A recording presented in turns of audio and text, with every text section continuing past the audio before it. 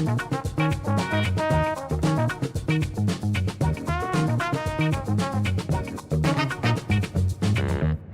guys, welcome back to our YouTube channel Diary Hukum. Wah, ini masih dengan suasana yang sendu-sendu, mendung, tapi hujan, tapi seger. Jadi yang kalian lagi di kasur, lagi leye-leye karena hujan, scroll YouTube-nya, buka channel Diary Hukum, nonton ini ya. Ini kita ada kedatangan special guest dari Bogor. Iya.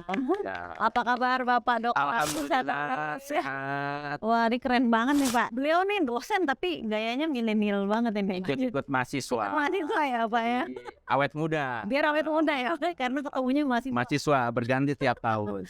Jadi beliau nih sekarang aktif sebagai dosen Fakultas Hukum Bisnis ya Pak ya.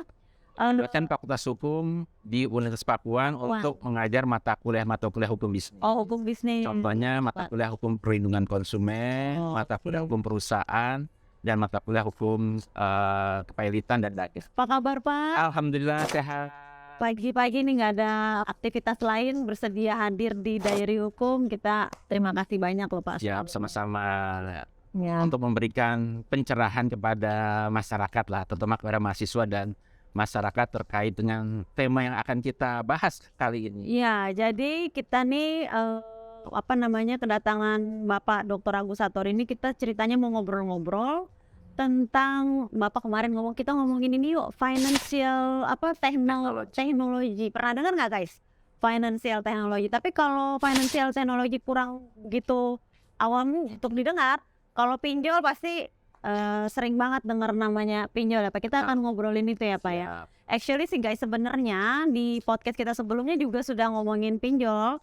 Nah tapi itu lebih kepada user ya yang kemarin udah kena pinjol terus gimana. Nah banyak pertanyaan, Kak gimana sih ini cara kalau kita terkena pinjol terus kita nggak bisa bayar, terus akhirnya atau bahkan mungkin bukan kita loh sebenarnya yang minjem, itu kayak cuman dipakai data pribadinya dan akhirnya terkena pinjaman online gitu. Nah terus gimana? Nah itu banyak banget pertanyaan Pak, makanya kami datangkan Bapak Dr. Agus Satori dari Bogor guys, jauh ya. Siap. Ini karena Bapak banyak di kalangan menghandle di mahasiswa ya. Saya juga kemarin ini Pak dengar karena berita viral nih Pak ya. Kemarin di Bogor juga di IPB ya Pak kalau nggak salah. Itu hampir 300-an ya Pak ya? 311 mahasiswa termasuk ada masyarakat sekitar Bogor juga yang terjerat pinjol dengan mudahnya. Nah itu kita mau bahas tuh Pak, itu jangan sampai deh Pak ya, namanya pinjol itu kan memberatkan ya Pak ya, pinjaman online guys. Nah kenapa jadi masalah? Karena Anda mungkin nggak bisa bayar atau misalnya itu memang bukan kita yang meminjam, hanya dicuri data pribadi dan lain-lain. Nah mohon maaf ini kalau kita bahas dari basicnya, dasar hukumnya, legalitasnya, memang namanya pinjaman online gitu Pak? Ya, saya jelaskan terkait dengan yang lebih familiar kan orang mengenalnya dengan pinjaman online atau disingkat pinjol. Pinjol itu merupakan bagian dari financial technology atau dalam peraturan Bank Indonesia nomor 19 tahun 2017 itu dikenal dengan teknologi finansial. Jadi dibalik, kalau bahasa Inggrisnya fintech, bahasa Indonesianya techfin, teknologi finansial. Itu berdasarkan peraturan Bank Indonesia nomor 19 tahun 2017 terkait dengan pinjaman fintech tadi. Nah, pinjol ini bagian dari fintech. Dari fintech itu ada 3 jenis. Yang pertama adalah third party payment system atau sistem pembayaran pihak ketiga. Ya, contoh di sini misalnya terkait dengan adanya pembelian suatu produk bisa secara online, tetapi pengambilannya bisa secara offline. Nah, yang kedua adalah peer-to-peer lending atau P2P lending. Nah, peer-to-peer lending ini adalah pinjaman online. Jadi pinjaman online ini dalam konteks peraturan Bank Indonesia nomor 19 tahun 2017 itu adalah maksudnya adalah peer-to-peer lending dalam bahasa ininya ya. Bahasa Inggrisnya ya. Bahasa Inggrisnya bahasa asing yang memang dikenal di kalangan hukum common law itu peer-to-peer lending. Di Indonesia orang mengenalnya dengan istilah pinjaman online di serikat pinjol. Nah itu bagian. Yang ketiga adalah terkait dengan crowded funding. Crowded Ya, funding. penghimpunan dana yang dilakukan secara kolektif. Ada masyarakat yang mau melakukan kegiatan usaha perlu penggalangan dana. Nah ini bisa melalui sistem yang ketiga ini. Itu ruang lingkup dari fintech tadi. Nah tadi pinjol merupakan bagian dari fintech.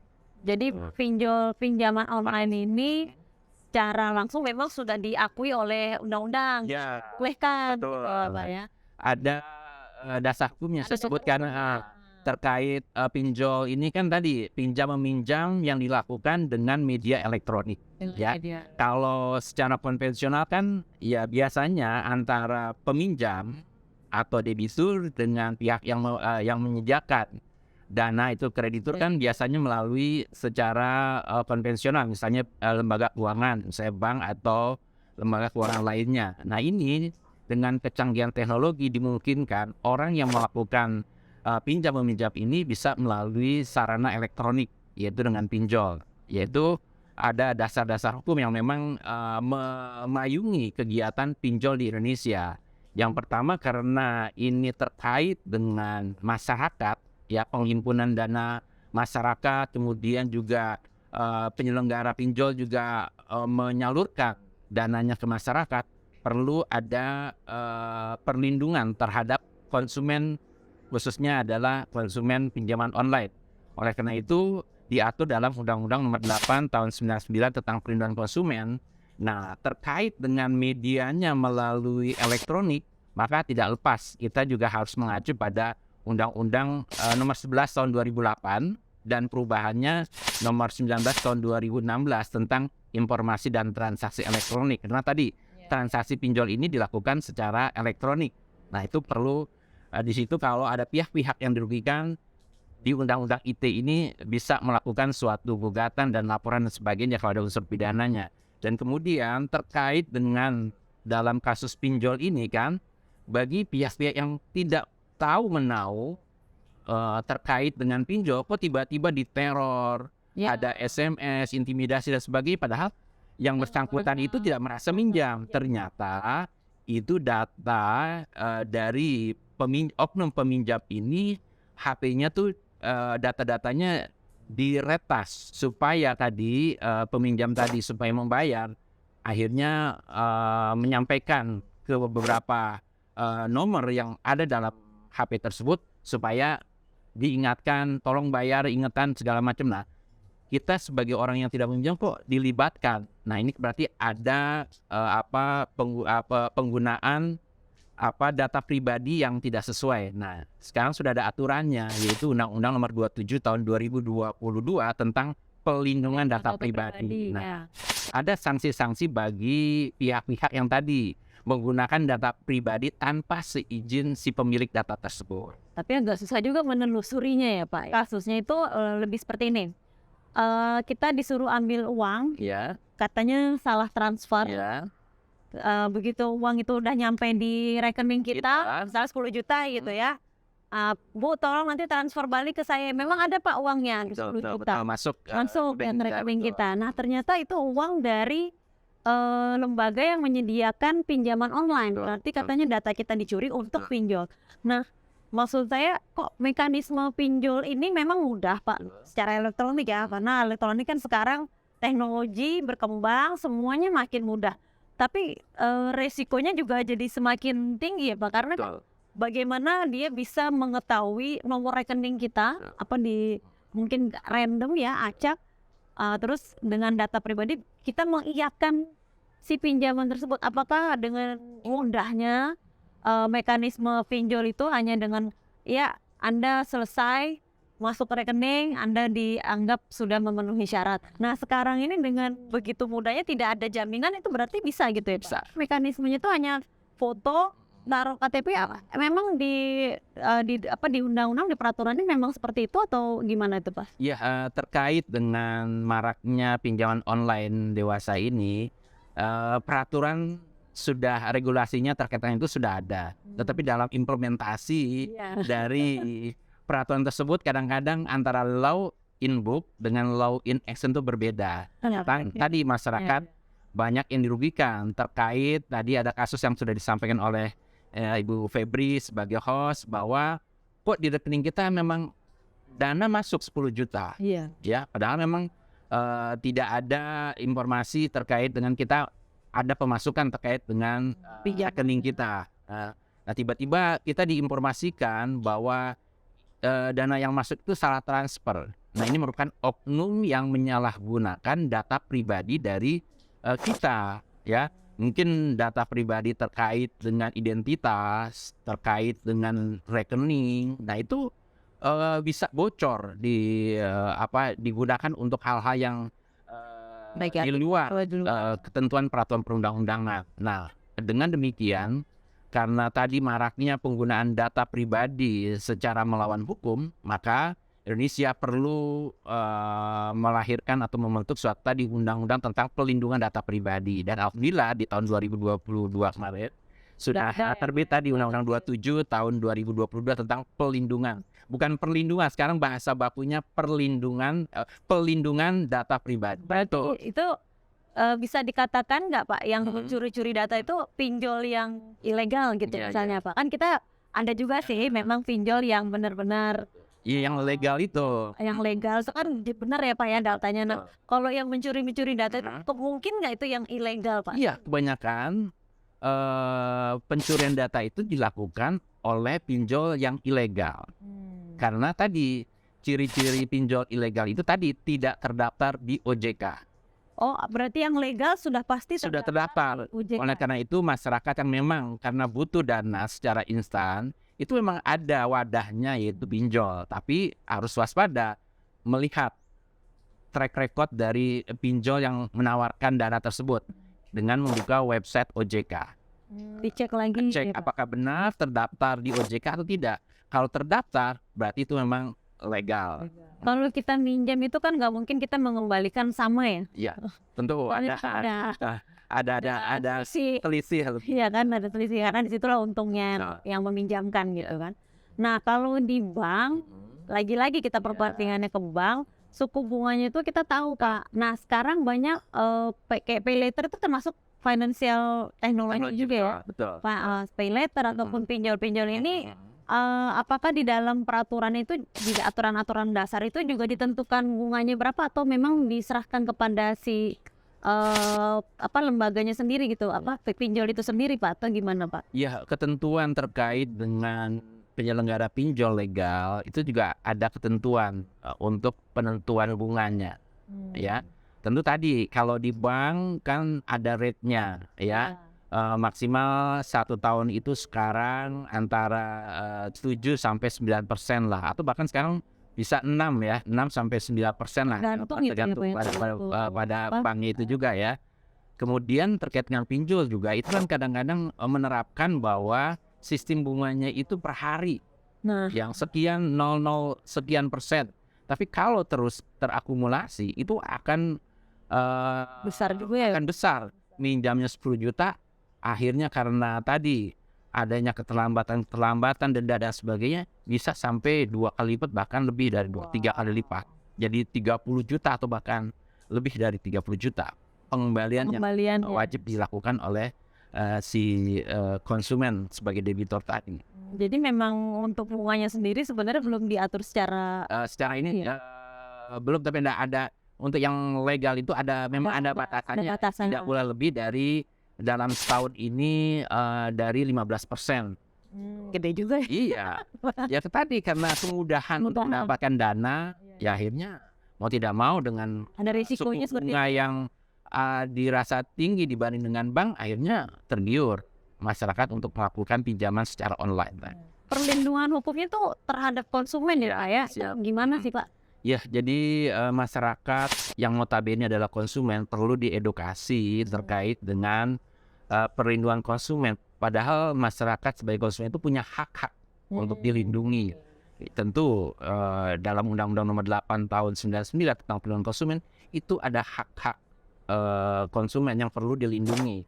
Terkait dengan adanya sektor jasa keuangan juga ada POJK Nomor 61 Tahun 2020 tentang perlindungan konsumen sektor jasa keuangan. Kalau ada masyarakat sebagai konsumen yang dirugikan terkait dengan transaksi pinjaman online, maka sesuai dengan ketentuan pasal 45 Undang-Undang Nomor 8 Tahun 99 tentang perlindungan konsumen, konsumen diberikan hak untuk mengajukan gugatan. Ya, kalau dirugikan, dirugikan baik secara perdata maupun pidana. Kalau secara perdata, bagi konsumen yang dirugikan itu bisa mengajukan gugatan secara litigasi ke pengadilan maupun secara non-litigasi. Dalam Undang-Undang Nomor 8 Tahun 99, penyelesaian sengketa konsumen secara non-litigasi itu sudah dibentuk suatu lembaga yang namanya adalah Badan Penyelesaian Sengketa Konsumen, disingkat BPSK. Kebetulan saya sejak tahun 2005 itu menjadi komisioner atau anggota BPSK Kota Bogor. Oh, di situ itu setiap ini, Pak? Dalam Undang-Undang Nomor 8 Tahun 99 itu diwajibkan di setiap kabupaten kota di seluruh Indonesia harus sudah dibentuk BPSK. Kenyataannya belum sampai sekarang dari sekitar 515 kabupaten kota di Indonesia baru terbentuk dan operasional itu sekitar 221 BPSK di Indonesia. Nah, terkait dengan tadi penyelesaian sengketa bagi konsumen yang mau menyelesaikan sengketanya di BPSK, majelis yang ditunjuk untuk menyelesaikan suatu perkara terkait dengan tadi pinjaman online, maka majelis akan menawarkan terlebih dahulu ada 3 cara ya bagi para pihak, dipanggil para pihaknya terkait dengan adanya gugatan ke BPSK ini dari pihak konsumen sebagai penggugat dan tentu penyelenggara pinjol tadi sebagai pelaku usaha dipanggil untuk dilakukan suatu penyelesaian sengketa. Nah, bagi para pihak yang sudah dipanggil dan hadir di persidangan BPSK itu ditawarkan metode atau cara pemilihan cara itu apakah secara konsiliasi, mediasi atau arbitrase di BPSK. Oh, ada 3 cara. Ada 3 cara di BPSK sendiri. Kalau kita boleh milih sendiri atau ditawarkan kita milih? Iya, ditawarkan secara sukarela bagi para pihak. Misalnya disepakati dengan cara konsiliasi. Nah, kalau dipilihnya para pihak memilihnya cara konsiliasi, maka majelis di sini bersifat pasif. Dipertemukan para pihak, silakan mereka berunding sendiri. Bagaimana mau menyelesaikan? Oh ya, saya sadar gini segala macam. Ya sudah, ada titik temu, ada win-win solution, maka dibuatkan perjanjian perdamaian antara para pihak. Nanti majelis yang akan menguatkan dengan produk akta perdamaian. Oh, keluarnya putusan berupa akta perdamaian.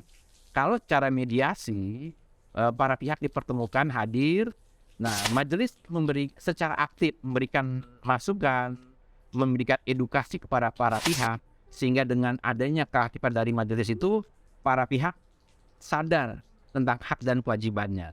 Jadi konsumen sadar bahwa kewajibannya memang harus bayar karena transaksi. Dia sadar karena ada edukasi dari majelis. Pelaku usaha juga sadar bahwa memang dia perlu ada memberikan perlindungan kepada konsumen. Bagaimana cara untuk menuju kepada win-win solution? Memang berapa lama itu Pak proses? Dalam Undang-Undang Nomor 8 Tahun 99, majelis yang menangani sengketa konsumen di BPSK itu paling lama 21 hari kerja harus sudah memutus. Harus sudah terbit putusan BPSK. 21 hari kerja sejak pendaftaran itu lengkap. Dihitungnya pas saat pendaftaran itu lengkap, 21 hari kerja. Nah, itulah kenapa prinsip di BPSK itu ada 3, murah, mudah, dan cepat. Murah, nggak ada biayanya Pak? Ya, murah di sini. Murah, ya? Ternyata masih gratis sampai saat tidak ada biaya bagi konsumen yang mau. Karena dari APBD tadi ya. Dana operasionalnya dibiayai oleh APBD provinsi sekarang. Maka sampai sekarang murah ini sampai sekarang masih gratis. Tapi ini netral betul ya nih Pak? Iya. Netral. Karena memang tadi ada unsur semua ya. Nggak hanya unsur salah satu, sampai ada 2 unsur lainnya kan gitu. Kemudian mudah di sini kalau menyelesaikan sengketa secara litigasi pengadilan tentu ada pakem hukum acaranya. Kalau perdata kan hukum acara perdatanya. Kalau di sini secara mudah di sini ya sederhana, tinggal diceritakan kronologi saja. Kalau dia tidak bisa baca tulis, kalau bisa baca tulis ya bisa mengajukan, membuat gugatan secara sederhana lah. Tidak perlu harus ada posita, petitum dan sebagainya. Tinggal kronologinya saja dengan dilampirkan bukti transaksinya gitu. Itu mudah ya, tanpa ada prosedur hukum acaranya. Apakah kita memang karena hanya mengikuti tren aja, karena mungkin di negara lain sudah mudah nih kita ikut juga lah itu ya, karena di Korea di mana tuh tinggi tuh yang untuk pinjolnya, atau memang melihat kebutuhan masyarakat juga itu Pak, jadi negara ya sudahlah kasih aja lah gitu kan, banyak yang perlu nih misalnya begitu Pak, itu gimana Pak? Ya, terkait dengan tren pinjol, karena tadi kita mau tidak mau tidak bisa menolak perkembangan teknologi. Nah, mau tidak mau perkembangan teknologi itu kan merambah juga terkait dengan sektor jasa keuangan. Nah, bagi para investor yang memang memiliki dana besar, ini kan perlu dikelola, perlu diputar dananya ini. Nah, jangan sampai dananya ini hanya mengendap saja. Nah, bagaimana caranya para investor ini mau memutar, mau mengelola dananya ini ya dengan tadi menggunakan teknologi tadi, yaitu dengan peer-to-peer lending tadi atau yang kita kenal dengan pinjaman online. Nah, di sini kan ada 3 pihak dalam pinjol ini, yaitu investor yang memang menyediakan dana, kemudian ada lender, penyelenggara pinjaman online, dan ada borrow, ya peminjam atau debitur atau borrower ya. Jadi dana yang dimiliki investor itu bagaimana dikelola akhirnya bekerjasama dengan penyelenggara. Penyelenggara menyalurkan dana-dana dari investor itu untuk disalurkan kepada masyarakat yang memang tadi membutuhkan dana secara instan. Nah, gimana kalau kita memang kalau memang berniat memang ingin pinjam, dicek dulu ke OJK ya Pak ya, apakah memang lembaga si pinjol ini memang terdaftar di OJK, supaya lebih kita lebih aman tentunya ke depannya. Nah yang kedua, kalau misalnya memang berniat untuk meminjam online, kita ada konsekuensi harus membayar. Komitmen untuk membayar itu amat sangat diperlukan, karena ke depannya memang ketika terjadi masalah, nah ini juga pemerintah juga sudah memikirkan kalau terjadi masalah ya silahkan ada lembaga aduannya sendiri. Nah karena mungkin kaum milenial itu sampai kemarin di VB 300 orang kena itu kan mungkin ini ya kurang banyak menganalisa literasinya kurang, hanya berdasarkan yang ada di YouTube ataupun di TikTok, kebanyakan lihat TikTok. Jadi pinjol itu memang namanya pinjol dan legalitasnya ada, sarananya untuk menyelesaikannya juga sudah ada, tapi mungkin karena kurang literasi masyarakat ataupun kaum milenial, jadi kurang tahu bagaimana cara penyelesaiannya. Ini bermanfaat banget Bapak Agus Satori. Jadi mengedukasi teman-teman mahasiswa, memberikan wawasan edukasi itu pada masyarakat terkait dengan tren pinjaman online yang akhirnya masyarakat terjerat dengan pinjaman online. Karena yang kedengaran beritanya terjerat pinjol, gitu ya, bukan bagaimana cara kalau pada saat mereka mendapatkan pinjolnya kan nggak ke blow up beritanya, tapi ketika ada masalah baru ke blow up. Jadi pengen mendapatkan dana secara instan, tapi tidak memikirkan resikonya ke depan. Tapi mudah-mudahan yang kasus IPB itu terselesaikan ya Pak ya. Oknumnya sudah ditahan di Polresta Kota Bogor. Nah itu memang guys, ternyata ya itu nggak bisa semudah itu sih kita mendapatkan sesuatu ya. Memang kita harus usaha aja yang paling jelas. Jadi aman. Dan dalam prinsip kan utang itu kan dibawa sampai mati. Ada kewajiban lah kita terkait dengan ada kondisi-kondisi yang tidak ini kan kita bisa melakukan negosiasi untuk menuju win-win solution. Salah satunya dengan difasilitasi dengan BPSK. Nanti BPSK akan memberikan masukan-masukan ke pelaku usaha. Ini karena kondisi misalnya di rescheduling lagi, diperpanjang lagi tenornya atau dendanya bisa dihilangkan. Ada kebijakan penghilangan denda juga. Hanya membayar pokoknya saja. Itu dimungkinkan kan sudah pernah dilakukan oleh BPS Kota Bogor untuk tadi menghilangkan, menghapus denda. tapi tetap harus dibayar guys. Itu karena orang hutan wajib bayar. Prinsipnya kalau dalam yang orang muslim itu. Mungkin agama lain juga sama. Oke guys, ini gimana? Jadi teman-teman di sana yang mungkin lagi bermasalah, check our video, ini bagus banget loh untuk menambah wawasan kita ya, khususnya terkait dengan financial technology. Jadi jangan gampang tergiur ya guys ya. Oke guys, Bapak terima kasih banyak. Semoga sehat selalu. Amin, sukses, sosnya luar biasa. Sama-sama, ini narasumbernya juga keren. Oke Bapak, sukses untuk kegiatannya khususnya di Fakultas Hukum Universitas Pakuan. Halo mahasiswa Universitas Pakuan Bogor. Alright guys, jangan lupa tetap ya, saya nggak bosan-bosan untuk bilangin kalian untuk share, terus komen, dan juga subscribe our video. Dan jangan lupa ada tombol merahnya, dipencet-pencet aja, tinggal ngeklik aja. Kalian udah bantu kita untuk mengedukasi semua masyarakat di Indonesia. Oke guys, see you when I see you, and wait our next video. Bye. Sukses.